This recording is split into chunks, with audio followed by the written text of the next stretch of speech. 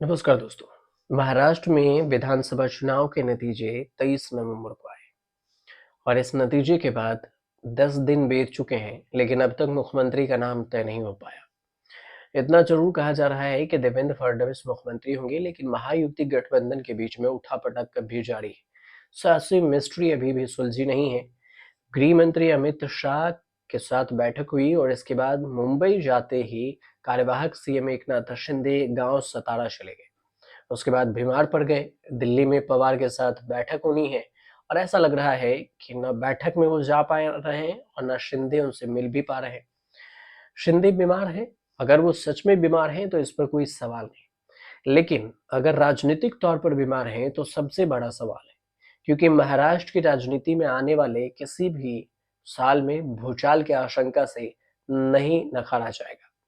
महाराष्ट्र में एक तरफ नए मुख्यमंत्री के लिए उठापटक है, तो वहीं दूसरी तरफ शिंदे एक बार फिर बीमार पड़ गए। बीमार पड़ने के बाद शिंदे ने सभी बैठकें रद्द कर दी। एकनाथ शिंदे के बारे में बताया जा रहा है कि गले में संक्रमण है, इन्फेक्शन है और उन्हें बुखार है। शिंदे की तबीयत खराब होने के कारण महायुति की जो बैठक थी उसे स्थगित कर दी गई।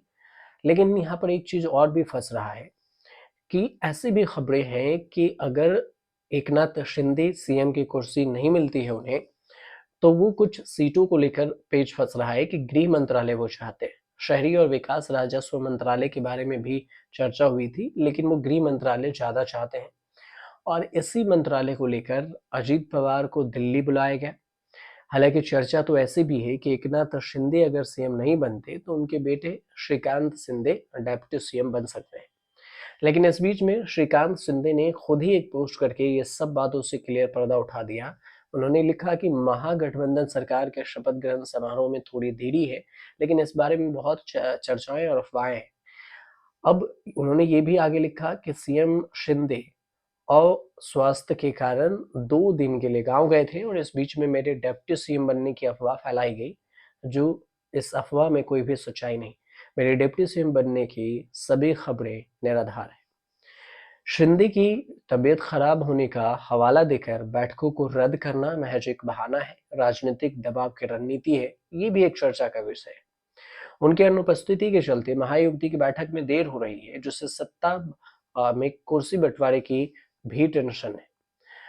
कौन सा पद किसे दिया जाए, इस पर भी सस्पेंस है। लेकिन अजीत पवार, प्रफुल्ल पटेल, सुनीत तटकरे जैसे वरिष्ठ नेता दिल्ली में अमित शाह से मुलाकात के लिए आए हैं और दिल्ली पहुंचे। महाराष्ट्र के सत्ता समीकरणों में नई दिशा भी तय की जा सकती है।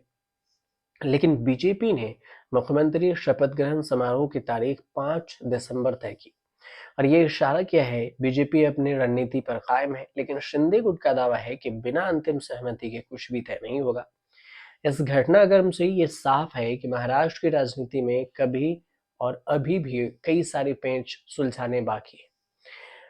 अब आने वाले दिनों में देखना ये भी होगा कि शिंदे के स्वास्थ्य स्थिति में सुधार और अजित पवार की दिल्ली यात्रा सत्ता के इस जटिल खेल को किस दिशा में ले जाती है। लेकिन शिंदे को भी ये नहीं भूलना चाहिए कि बीजेपी जिद को मंजूर नहीं करती है। बीजेपी जिस जिद पे अड़ जाए उसे मंजूर नहीं करती। ऐसा क्यों? क्योंकि सीएम उद्धव ठाकरे जब महाराष्ट्र के सीएम बने थे तब भी ऐसा ही कुछ हुआ था। उस समय बीजेपी से साइड होना पड़ा था उन्हें। ये बात है 2019 की सरकार गठन को लेकर भी रस्साकशी चल रही थी। उद्धव ठाकरे सीएम पद के लिए अड़ गए थे और बीजेपी ने उनकी जिद को सिरे से खारिज कर दिया था। अब सवाल ये उठा था कि क्या एकनाथ शिंदे के साथ भी बीजेपी उद्धव वाला ट्रीटमेंट करेगी या बातचीत से कोई हल निकालेगी।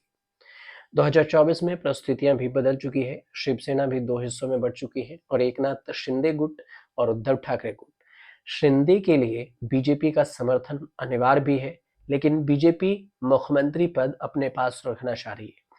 शिंदे के नेतृत्व पर सवाल उठाए जा रहे हैं और पार्टी के अंदरूनी खींचतान की खबरें भी हैं। 2019 और 2024 में बड़ा अंतर है, नंबर गेम भी बदल चुका है, क्योंकि 2019 में एनसीपी और शिवसेना अविभाजित थी, मजबूत आंकड़े थे। लेकिन इस बार शिवसेना और एनसीपी के समीकरण भी बीजेपी के पक्ष में। बीजेपी अकेले 132 सीटों के साथ सबसे बड़ी पार्टी बनी। इसके बावजूद मुख्यमंत्री पद पर फैसला करने में बीजेपी की रणनीति पर सवाल उठाए जा रहे हैं।